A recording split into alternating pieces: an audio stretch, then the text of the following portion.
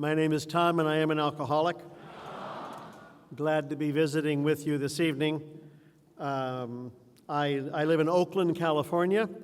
I've been there since 1981. I was in Los Angeles before that for 4 sober years, and my sponsor was Father Terry, who's been gone now for a couple of years. So I have a lot of Los Angeles connections. I got sober during the brief Gerald Ford presidency in August of 1976. I was studying at Berkeley at the Graduate Theological Union, and I'm not someone who reaches out for help. I think I'm embarrassed to do that. I'd rather die than ask for help. That's part of my pattern.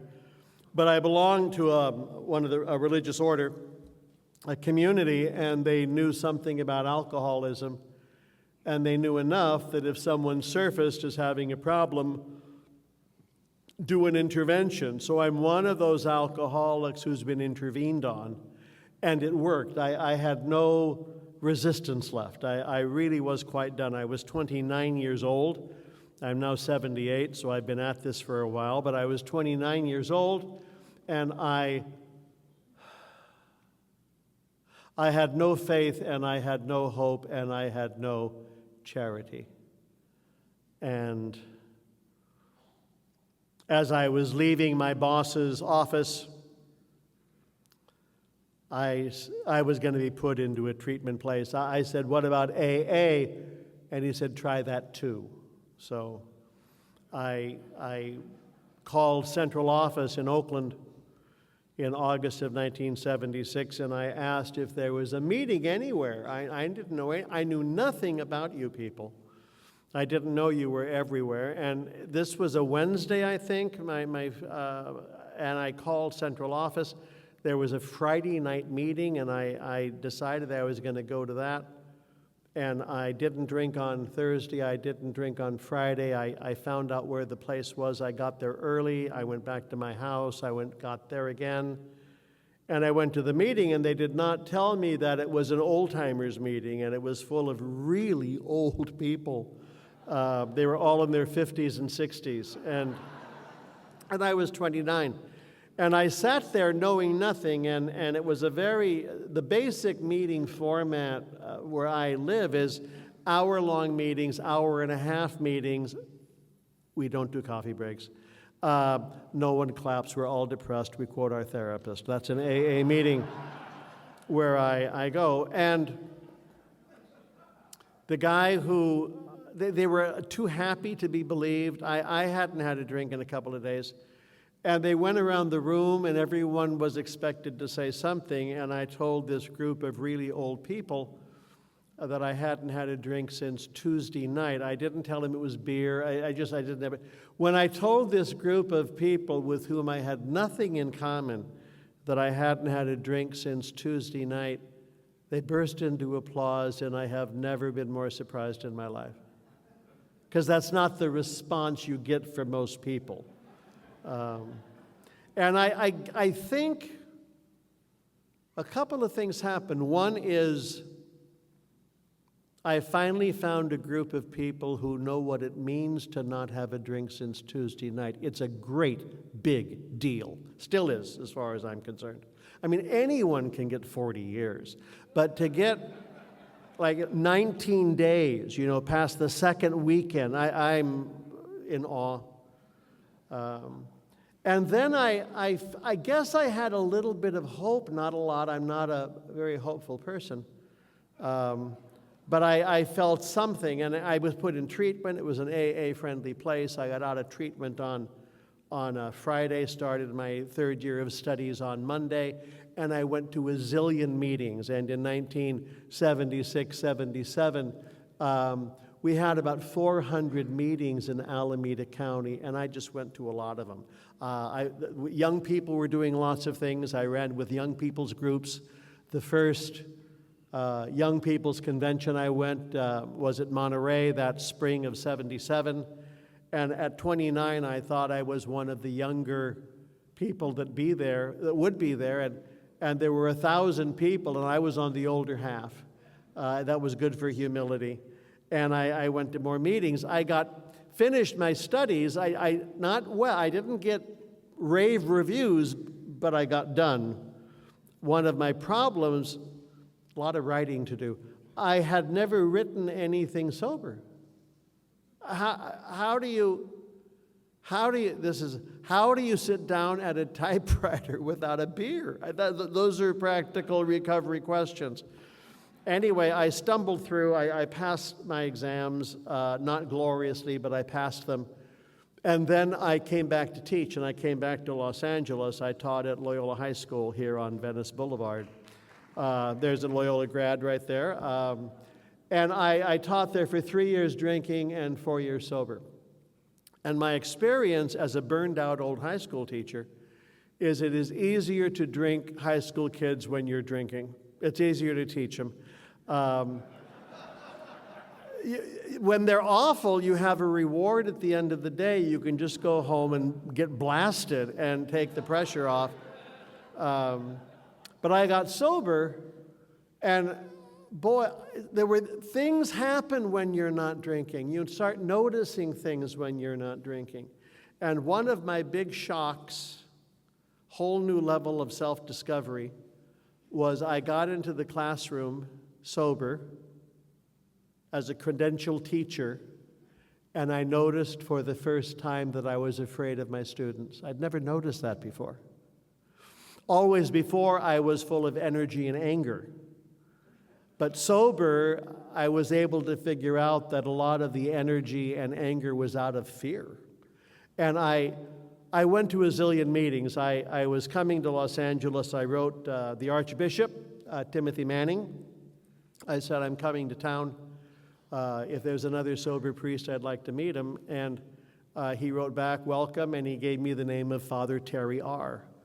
And I got into town on Friday, went to a meeting Friday night, 2 Saturday, 2 Sunday, called him Monday morning and said, I need a sponsor. I said, and he said, when did you get to town?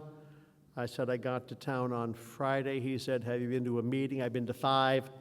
He said, I'll be your sponsor. He likes sponsoring desperate people.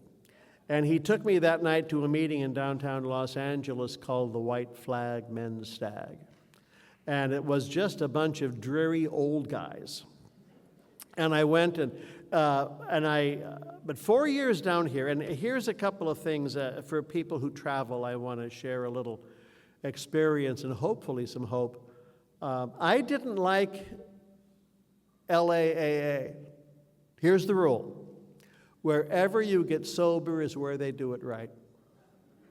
And if you move anywhere else, even across town, it's a crisis.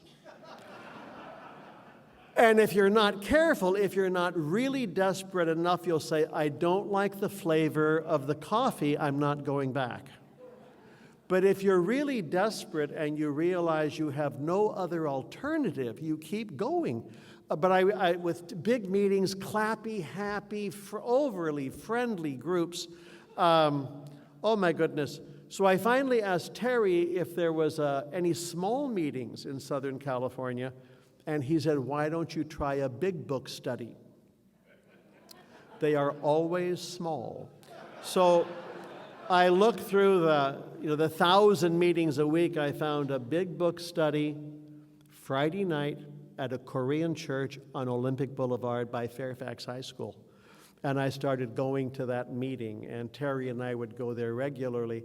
I had just turned 30, and the people in the room were in their 40s and 50s and 60s, a dozen, maybe 18 regulars. And over the next year or two, they became my first friends. I didn't know how to do the friend thing. Terry would talk about what friendship means if you're drinking. And what it means is we've run out of beer, I'll go get more beer. That's your best friend, and I identify with that. But what do you do in recovery to start building? And I taught real hard. I'd go to meetings. I taught all day. I'd go to meetings. And at the end of 4 years, I just no longer liked the kids. So it was time to do something else, and I changed focus and moved back up to the Bay Area. At the first meeting I went to in Oakland, the old timers meeting, there was a fellow there, big fellow, Vietnam Special Forces, just out of prison. And he told me, we here in Alcoholics Anonymous go to lots of meetings.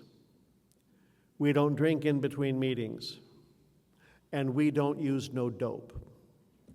And that was explained as that was the program. And I just believed him. I didn't know anything about going to a lot of meetings. I wasn't participating in a lot of things. I was in graduate school, but you can hide in graduate school very easily. But to go to a lot of meetings and not drink in between meetings, genius. That never occurred to me. And if I went to a meeting a day, this would be a little easier. I was visiting some friends, Lutheran Social Services in Rwanda, a few years ago, and I was in Kigali, and there was an AA meeting at the local hospital on Saturdays. So I went to the meeting, and no one showed up, and I asked if there's a meeting. Yes, there's a meeting, but no one showed up. But there was a much younger guy wandering around, kind of prowling and looking like we are when we're waiting and looking for a meeting. And I said, are you looking for the AA meeting? And he says, yeah, I am. He said, I haven't had a drink in 6 months, and I've been in treatment for a long time, but I'd like to connect with the AA groups. And I said, well, I think we're the meeting. So we sat down and talked like Dr. Bob and Bill. You know, tell your story, what's going on. And I told him in my story that I just don't drink today. I don't drink one day at a time. And he said to me, that is brilliant. And I almost told him that I had the patent on that and I invented it and discovered it all for myself. But it just makes it so much simpler to just don't drink today. And I am one of those people who still thinks of drinking. You'll bump into people who don't, but I do. I think of running away from home. I think of jumping off bridges. I think like that. But I don't do it today. I can always do it tomorrow. And that just relieves enough pressure where I can get through today. It's really dumb, but it's very effective when you're dealing with people of my type. We legalized marijuana a few years ago, and one of my sponsees called me and said, marijuana's legal now! And I said, beer's been legal since 1933. Legality is not the issue. Some things kill us, legal or not, and we just don't do those a day at a time. I never did pills. I never dropped acid. I mean, I never did. I'm your basic falling down drunk who likes everything. Daily drinker. Also, quoting my sponsor, I'm a drunk driver, and that means I was willing to kill you. And I got my driver's license at 16 up in San Jose, California. And I didn't have to be drunk to drive badly, but a lot of times I drove badly. There was an old-time AA speaker named Norm Alpe, and he would talk about how his recovery and his life was a matter of seconds and inches, a couple of seconds different, a couple of inches different. It'd be a real different story, and that's my story of me and alcohol. I had a couple of accidents a few years ago, stupid, selfish things that I did behind the wheel of a car, expensive but not deadly. And I took the AARP senior driving course because I'm very much a senior person. I did it with a sponsee. And they explained there some new signage and a few other things. And then they said it's very, very bad to drive while drinking. We knew that. They said it's very, very bad to drive angry. We know that too. And then they said, and it's very, very bad to drive sleepy. If you're a sleepy driver, you may as well have had a beer. And I'm a much better driver now because I'm aware of more stuff like that I need to remember as an older person. I didn't have a lot of trouble with step one. Like I said, I'm a little depressed anyway. I was at a meeting in Sacramento, and they have rules at that meeting, lots of rules. And one of the rules was if there's a new person present, you can only talk about step one. And I guess that's because they don't want to give the new people any hope.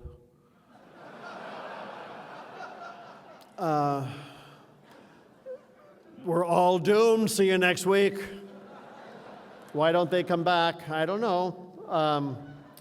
So, step one, the powerless and the unmanageable were new parts of my vocabulary. And that helped. Powerless over it. It's not a bad thing. There are people who can drink and have a wonderful time. I'm sure not one of them. Here's a copy of the big book. In the chapter on A Vision for You, let's see, it says,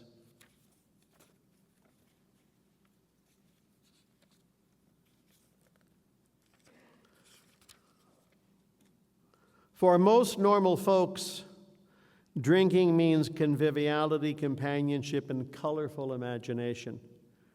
It means release from care, boredom, and worry. It is joyous intimacy with friends and a feeling that life is good. I live with a couple people like this. In my community in Oakland, one of the guys every day, he's 86 years old, and I've lived with him forever, every day about 5 o'clock he has one double scotch. One. And during quarantine, we're on top of each other, and I noticed for the first time, he uses a shot glass. If he had floated to the ceiling, I could not have been more shocked. I had no words.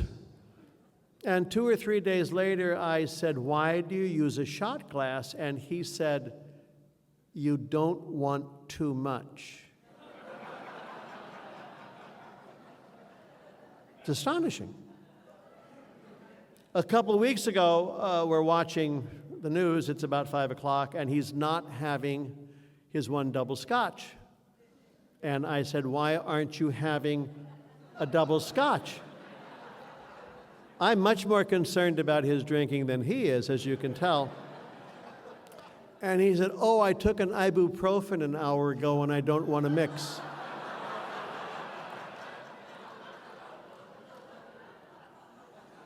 And I said, I will mention that at the next AA meeting I speak at, because this is astonishing. We're going to bury him with a shot glass because they've been so much friends. But most people don't have troubles with our stuff. Then Bill writes, but not so with us in those last days of heavy drinking. The old pleasures were gone. They were but memories. Never could we recapture the great moments of the past. There was an insistent yearning to enjoy life as we once did, and a heartbreaking obsession that some new miracle of control would enable us to do it. There was always one more attempt and one more failure, and that's the story of my drinking. One of the men I've admired and loved, Dr. Gil A., who lived in Marin County for many, many years, long-time sobriety. Gil helped lots of people get well. And Gil, teaching doctors about alcoholism, said alcoholism is a disease with 3 distinct phases. Phase 1 is the fun phase. This is when it's fun. Phase 2, fun plus problems. It's still fun, but you're starting to have problems. Phase 3, problems. And the first step asks the question, are you still having any fun? And if you're still having fun, we do not look good to you. But if you're done, we're glad to see you, you know? There are lots of people who should be done, but they might not be done, and I leave them alone. I'm just glad to hang out with the folks who are here. Then Bill writes, the less people tolerated us, the more we withdrew from society, from life itself. I surely did. As we became subjects of King Alcohol, shivering denizens of his mad realm, the chilling vapor that is loneliness settled down. It thickened, ever becoming blacker. Some of us sought out sordid places, hoping to find understanding, companionship, and approval. I thought I was the only one who ever did that. And I heard my sponsor talk about it. This is kind of what happens. You're out with some people, they're having a few drinks, but you're drinking. And then the party comes to an end, and they're done. And you're not done yet. And you have to go and get done. Understanding, companionship, and approval. Momentarily we did, then would come oblivion and the awful awakening to face the hideous four horsemen: terror, bewilderment, frustration, despair. And then Bill writes, unhappy drinkers who read this page will understand. I wasn't sure if I was an alcoholic yet, but I sure knew I was an unhappy drinker. And this is page 151, and it's the first page of the big book I identified with. And now what do we do? Now what do we do? The powerless and unmanageable help explain, but there was a level of desperation and panic and doom, you know? Sun's burning out. Yep. The hardest step for me has been step 2, and for me, step 2 has been about hope. A power greater than ourselves restores us to sanity. And sanity is when we get back on our feet. It's when we start acting and feeling like a human being again. I talked to a wonderful therapist named Leonard, and I asked him, what do normal people look like? What do healthy people look like? And he said, healthy people can work, healthy people can love, and healthy people can play. If you know someone who can work, love, and play, you know someone who has a pretty good life. And I asked him to keep talking about those because those 3 words to me were astonishing. What does it mean? I prided myself on being a very effective teacher. With a little more sobriety, I saw how my drinking really impacted badly my teaching. I went back to a class reunion, and one of the other teachers came who taught math, so I never talked to him. I taught history and interesting things. He was a math teacher. And he came and sat next to me, and he said, Tom, it's nice to see you. I know. And then he said, can I get a little personal? And I said, oh, sure. And he said, I was a brand new teacher here, and you were a veteran. And I was getting ready for class one morning, and I was very nervous in the teacher's room. And you came in and sat down next to me and pulled out a cigarette and said vulgar words. And then you said, in half an hour, I have to teach, and I'm still drunk. And he said, you scared me to death. And I have no recollection of that morning, but I don't doubt it at all. I'm sure it happened. And then he just said, I'm just so glad you're alive, because no one thought you'd make it through the year, you know. Now, that's before I had a problem, I want you to know, because I still had another 3 or 4 years of drinking ahead of me. But getting some hope back, getting some hope, working, changing careers, being able to accomplish things, being responsible, showing up, learning how to work again, loving, relationships, friendships, companions, allies, family stuff, and learning how to really enjoy being alive and being on the planet. That's been my program, my goal for the last 40 plus years. I want to be that kind of human being. A lot of us get into recovery and we change careers, we change jobs, we change relationships, we change all kinds of things, because what we could do when we were very sick, we cannot continue when we start becoming people of hope. And step 3, turning stuff over. I turn stuff over a lot. I'm a professional God person. I'm a church-connected person. But I assure you, I have all the weirdness any of you do around higher power stuff. My sponsor said that the only person sicker than a newcomer at the first meeting is that person's idea of a higher power, and I think that's true too. I've learned to trust a power greater than myself. I seek, I look, I ask, I try to pay attention, I study, I try to be of service day at a time.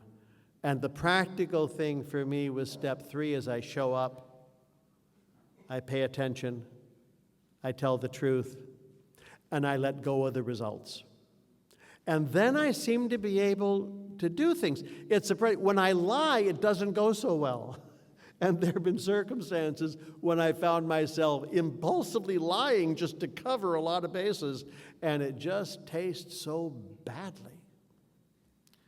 Again, I've been sober a long time, and I have defects of character. I'd like to talk about those just for a little bit. I hope I can find this in the book. It's in one of the short stories. Hold on for just one. It's one of the stories of the first guy from Chicago who gets sober. And there's some terrible alcoholics in Chicago. And he goes to Akron, and he meets Dr. Bob. And if I can't find this, I'm just going to have to trust my memory, which I don't like doing. He meets with Dr. Bob, and they do the 6 steps together. And then Dr. Bob says to him, here's what I notice in you. You have jealousy, you have ambition, you have pride, you have intolerance, you're arrogant, you have this. And he mentioned half a dozen other issues that this guy has. And I read it when I was 20 years sober, and that jumped off the page to me because at 20 years sober, those very much were all of my defects of character: carelessness, resentment, sarcasms, intolerance.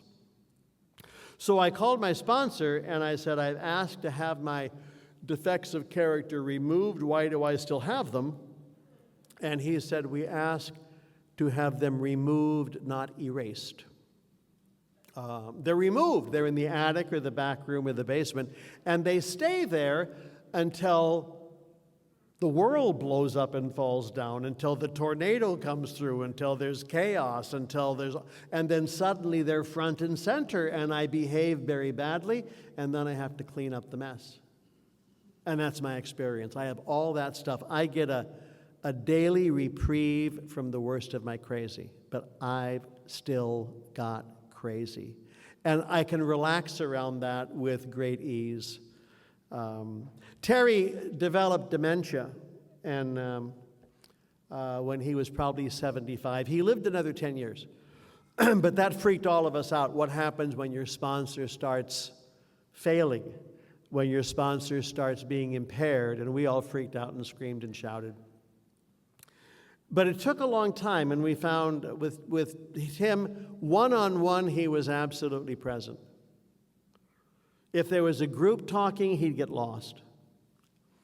One idea at a time, he was present. Half a dozen ideas, he'd get lost. So we would talk directly and stay in touch, and he knew it was happening, and he talked about it in public, and he went to an AA meeting. He and his sister went to get the brain scan, and he had a dark area for short-term memory. He got a brain. So he came back to the meeting, and he said, I'm Terry, I'm an alcoholic, and I'm losing my mind. And of course, everybody, ha, ha, ha. He said, I've got a picture. And he was never ashamed. He was never afraid. He was never angry about it. He knew this is something that happens to older people. It happened to his mom. So there was an acceptance there and a gentleness there. We shared at the Yosemite Conference a few years ago when they still had the Yosemite Conference. And he came up, Steve A. drove him up, and we met and hung out, and Terry pulled me into his cab, and he opened up his suitcase, and in his suitcase he had 6 pairs of pants and 1 shirt.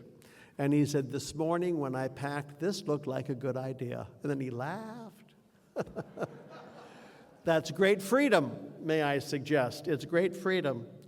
So I sat down with him on one occasion, and I talked about letting go of some of my busy and some of my activity, because I'm an older person.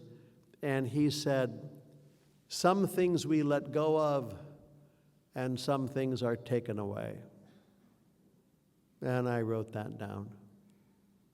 He shared at a meeting that I went to, he did the AA stuff just fine. It was, have I had lunch and what's your name? That was the questionable area. And at the meeting, he said it's not a question of trying harder, it's a question of resisting less. And I find that's really true too. I ask God for help on a regular basis. I don't always remember to do that, especially if things are going smoothly. But if things are a mess, my first tendency is to pretend nothing's wrong and then blame someone else. I still do that. But if I can tell the truth and ask God for help, things seem to sort out somehow. But I leave the result in God's good hands. I like the serenity prayer. There are things I can change and there are things I cannot change. I cannot change the past, and I cannot change the truth, and I cannot change you. That frees up the whole day, you know. And it's easy to live in the past and argue about the past and rehash the past. I don't want to do that. I'm an amateur historian, so I like looking at a lot of things. I've been very concerned about King Edward VIII and Mrs. Simpson. I've been very concerned about them for a while. You young people can Google it. It's a great scandal. Poor Duke of Windsor. This little Nazi tendency, but you know, that's not uncommon. Oh my. I got distracted by Mrs. Simpson, but so did he, so it's not a surprise. Oh, can't change the past, and I can't change the truth. And that's as simple as the laws of physics. What goes up comes down, and to every action there's an equal and opposite reaction. I can't change the truth. Gravity is really important, and I'm very aware of falling and stairs and balance these days. And I can't change you. Loving someone does not change them, it changes me. And hating someone does not change them, it changes me. So what can I do? What can I change? 3 things. I can change my thinking, my behavior, and my attitudes, and that's the work of the program. There's so much more to not drinking than not drinking. I was at a meeting in the East Bay. There are little towns, Fremont, Union City, Hayward. No one ever visits them, but they're there. But there I was at a meeting, and a guy talked about alcoholism. I like Dr. Silkworth's allergy of the body, obsession of the mind, and I'm allergic, and I've got it. I mean, there's no question. This guy said alcoholism is a lot like dancing with a gorilla. You're not done dancing until the gorilla is done dancing. And when he told the story, he didn't say dancing with the gorilla, he said dating the gorilla.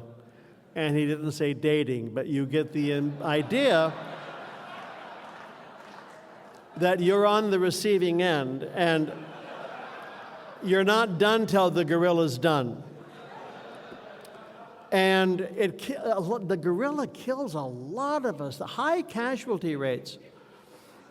If you're clean and sober tonight, it means the gorilla has let go. If the gorilla has let go, get out of the cage. And don't go back into the cage, even when the gorilla starts humming your song, which it does. I mean, you can have 6, 10, 15 sober years, and suddenly the cutest gorilla you've ever seen walks by. And we can just, we're so stupid, we get trapped, and get out of the cage and stay out of the cage.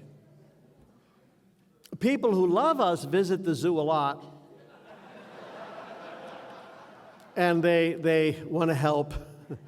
And they walk by the gorilla cage and they see the person they love with the gorilla and they want to take action.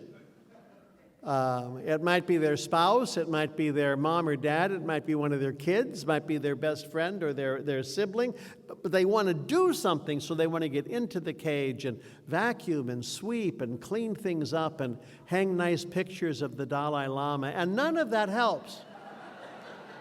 So they get between the gorilla and the person they love and try to pull them apart, and the gorilla turns on them and hurts them very badly. Casualty rates among people who love us are very, very high. So they have a program too, as you know, and it's Al-Anon. And a lot of Al-Anon simply comes down to stay out of the cage, you know? But I just want to help. We know, stay out of the cage. I do this a day at a time. I go to meetings. I like going to meetings where there's a variety of people there.